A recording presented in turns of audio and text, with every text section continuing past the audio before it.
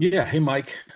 Just wanted to get your thoughts on kind of the focus going into this week. I know you said you're giving the team off. When do you plan to have them back and get started on bowl prep?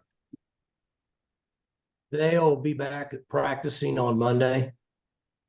They're in obviously dead week for them, and if they want to lift, they can lift. Otherwise, they're off until we practice on Monday.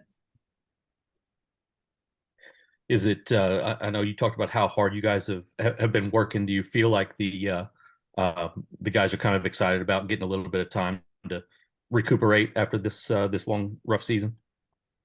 I'm sure they are. When I mentioned it to them, this team has been so focused. It's not like they cheered, but they need time off. They need a week. As I'd said, we've worked them really hard, and they've had some emotional games, and obviously we had the extra game, so they need the time off. What was it that went into your decision to feel like you needed to work as hard as you guys did? Well, the first three games we played just very average football, and we needed to.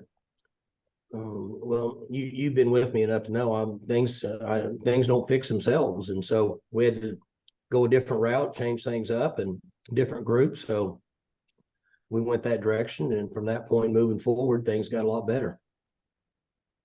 Thanks, Mike. Mm-hmm. All right, we'll go to Chip and then Jenny.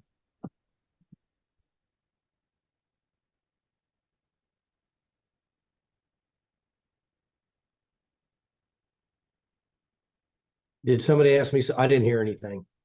Yep, go ahead, Chip. Sorry about that. I had to unmute. Mike, I read where you had won about 18 or been to 18 straight bowl games.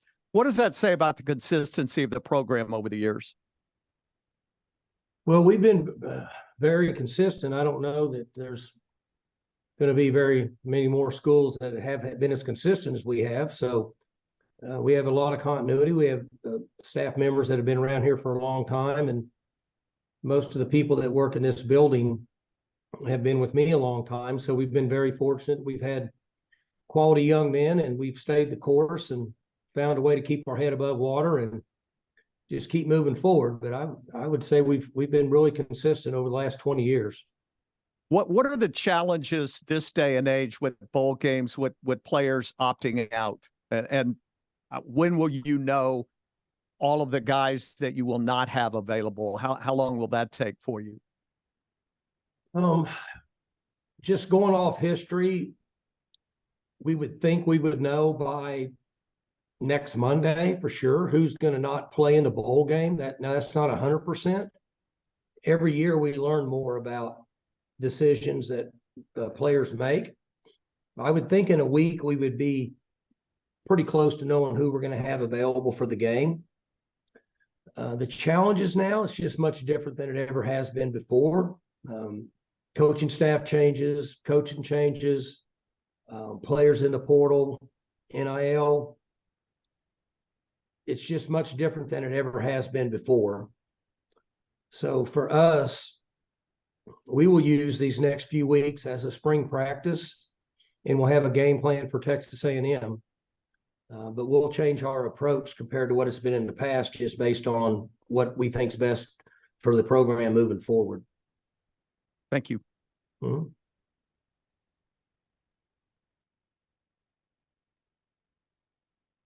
Jenny, go ahead. Okay, I think I'm next. Sorry about that. Hey, Mike, you just said change your approach. What are you referring to? How you're going to use guys, or who might be available to you depending on portal things? Is that what you're referring to there?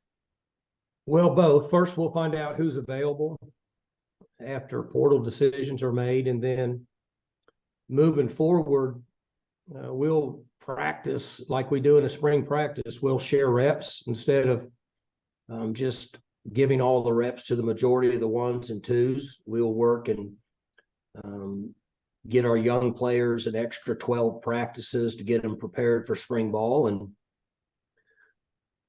wait and find out who we have available based on decisions guys make, that whether they're going to be available for the bowl. I'm anticipating a large majority of our team playing in this bowl, but over the last 2 or 3 years, I think we all would agree that we don't know anything for sure until it's there in front of us. So hopefully we'll know in the next 4 or 5 days. How much, obviously bowls for a very long time have been about finale of the season that you're in, but now with the portal and those sorts of things, like you say, focusing practices on younger guys, how much has it transitioned to like sort of a weird, like almost, look ahead to 2024. It's not an exhibition, but that you sort of have one foot in both years, sort of. 100%. We have to rethink everything we do now. I mean, we are excited about playing in the Tax Act Texas Bowl. I mean, we're excited about it. We're going to have spring practice for the next 3 weeks. We're going to have a game plan for Texas A&M. We're going to go play hard and try to win the football game. But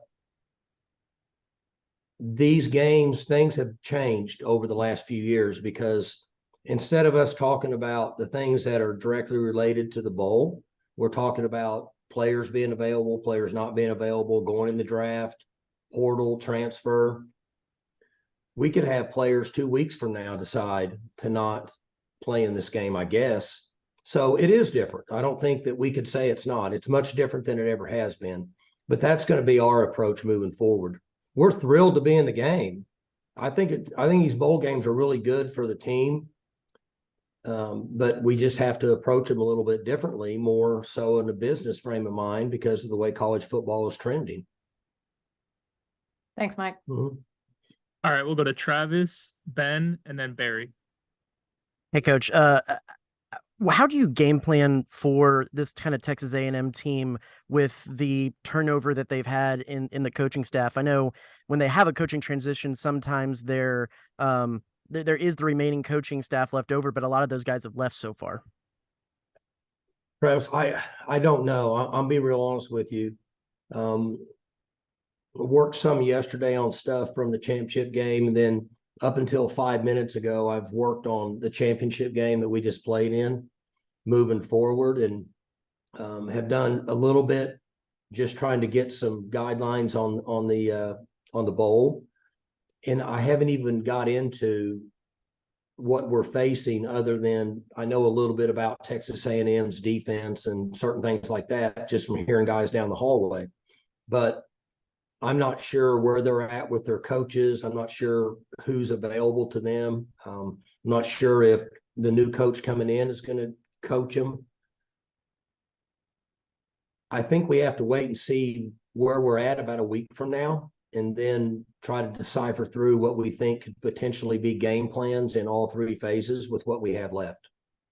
I know you've probably coached against coaches that have gone through coaching changes like this, but is this a kind of unique situation with how much moving parts there are behind the scenes with A&M? It's very unique in that obviously Jimbo's not there. I'm guessing Coach Petrino is in Arkansas. I mean, I haven't even checked on that, but I can't imagine he's still there.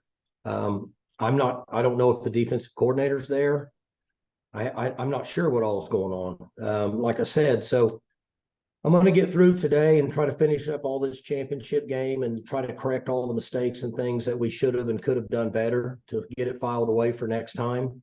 And then start working a little bit later tonight, tomorrow on A&M, and see what we have that's available. And, now that you're asking these questions, I'm thinking they could have some portal things go on over the next 2 or 3 days.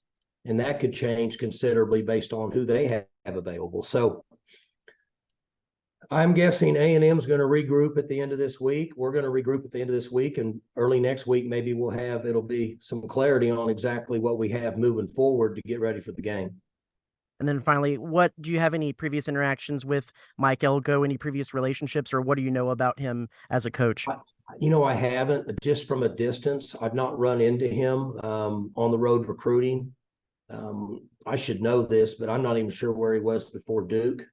I don't get out of my box much. He was down there was he at A&M?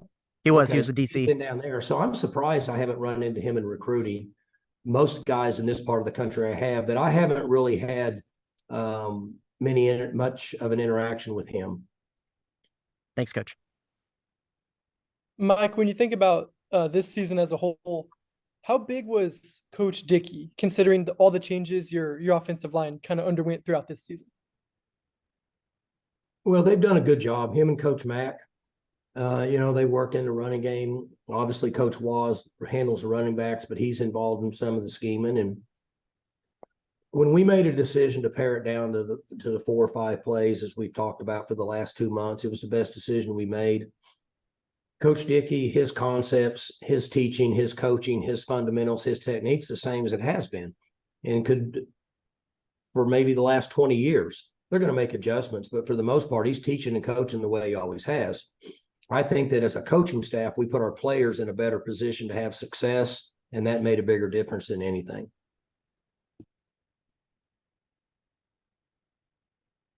Yeah, Mike, you got another shot at 10 wins. 2 questions. You got another shot at 10 wins. How big a deal would it be to get back to 10 wins again? And also talking about how all the bowls have changed and all that. Do you have any ideas on how we could get the bowls back to having a little more relevance? With the relevance with the bowls, Barry, the genie's out of the bottle, right? So we have money involved with NIL. We have portal that opens now. And so if you wanted to create more interest like it used to be, the portal would open, or the players that wanted to go in the portal couldn't go in the portal until their final game is complete.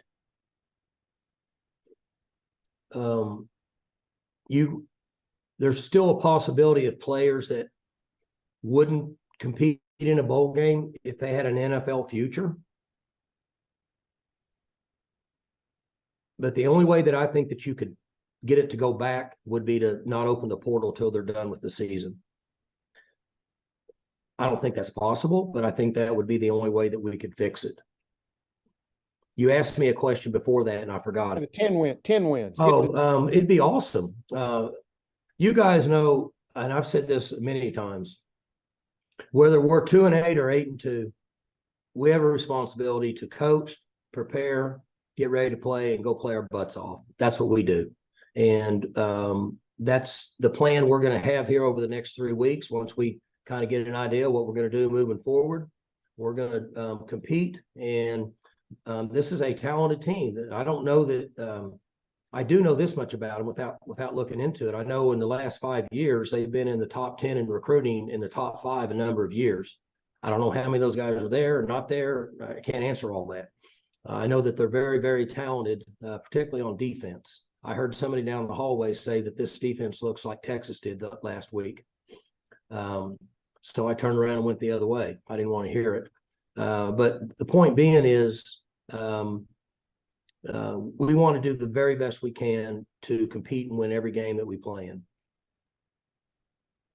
All right, we'll go to Tyler and then Dean, and then we'll close with Scott. Yeah. Coach, how much do you remember from the 2019 bowl game, with A&M? And I know it's 2 completely different teams, but, does your experience playing against A&M, does that kind of help, even with all the moving parts in a preparation for a game like this? Not really. For us, it was a different bowl experience. We lost both of our quarterbacks, and we practiced for 3 weeks with a 3rd and 4th team quarterback. And then our backup quarterback played in the game. And then Spencer came in and played a couple downs on 4th downs. It was a very unusual bowl season for us from that reason. And, obviously Coach Fisher was there, and but I don't think that has anything to do with where we're at now. There's with staff change and roster changes and the portal and all the different things, completely different now than it would have been at that time.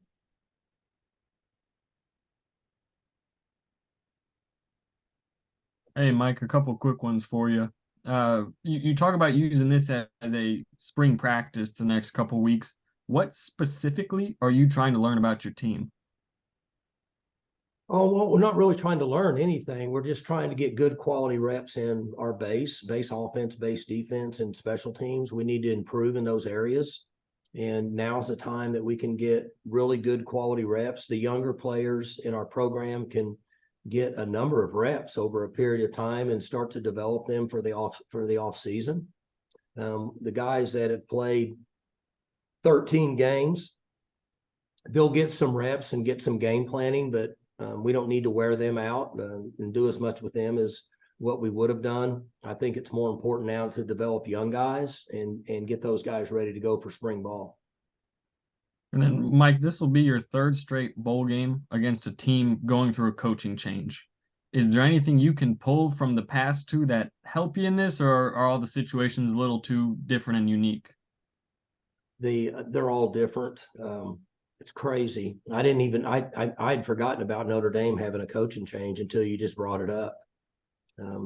Very unusual. I mean, it's just different time now. We're in a different time, different day and age. And, I don't have any, I'm sure you guys are as shocked as I am. I'm in here working and somebody will come in and say that, so-and-so and so-and-so just went in the portal. And it kind of blows me away for about 2 minutes. And then I realize, I don't know why that surprises me. And then we go on down the road and playing in bowl games and, the staff being broken up is just, I don't know, it's kind of weird, but like I said, we're in a different time right now in college football. All we can do is the best we can and move forward and try to keep as much of the pageantry and amateurism as possible. Thanks, Mike. Mm-hmm. Mike, after the game on Saturday, we were talking to Brian Nardo, and he said, in terms of other than recruiting, one of the most important things for him was to get right into self-scouting. How valuable can that be, and how important is it for him, especially coming off his first year with you guys, to get into those things and really have some time to focus on just how this defense operates and what y'all can do better there? Well, some of the more detail of what I was talking about is for getting ready for this bowl is the practicing and preparation for spring was exactly what you brought up. That we have a new structure in defense where we have found that coaches are able to identify flaws in our schemes and attack us. And we have to come up with answers for that as we move forward. And then Brian has to do the same thing for himself and our concepts and schemes. And as we self-scout, which I have that for these guys, the coaches will be out recruiting, but all the analysts and young coaches and everybody else we have in the building will work over the next 4 days doing exactly what you brought up. And we have we have a few weeks to try to correct and fix some of the flaws in all three phases. But it's a bigger off season for Brian than any of them because this is all new to him. And the concepts that we were using is new to Oklahoma State. So we've got a lot of work ahead of ourselves over the next month. All right, my last one's a two-parter. First part, I know Jaden Nixon was not on the trip over the weekend. Do you anticipate having him for the bowl game? I think so. He had personal reason for not being here. His health is fine. And we'd love to have him back. And hopefully he'll head back over here. I'm anticipating seeing him in the next 3 to 4 days. And then he and I can sit down and talk and hopefully he'll be back to practicing with us next week. I don't have a for sure answer one way or the other at this time. And then with that, Ceci got a lot of important, I assume probably practice time too, and then obviously some game reps. So you guys talked about him briefly in post game, but what has he shown you over the course of the year, and how valuable was Saturday for him? Well, we lost him for about 4 to 6 weeks in the middle of the year. He had a tweak, some kind of tweaked something lower body, and he didn't get to do much. And then he came back, at least 2 weeks ago, and then got a lot of reps, obviously, last week. And he did really well. Here's what I liked about him. He wasn't scared. He ran the ball. He made cuts. He ran physical. He caught the ball with the guy right in his face, made a cut, ran the ball. He protected. He had a good look in his eyes and on his face. He didn't have any fear. That's a good thing. True freshman running out there playing in the Big 12 championship game and in Jerry's world and playing Texas and all the things that you can have to get real big eyed and not play well. And it didn't seem to bother him at all. So I was very pleased with his performance. Thanks, Mike. All right, I think we're all set. Really appreciate the time, Coach. Well, we're looking forward to being in Houston and playing in the Tax Act Texas Bowl. And congrats to A&M. I know they're a very talented team, and our players are looking forward to the challenge. We're looking forward to being in Houston for a week. Thank you guys for the invite.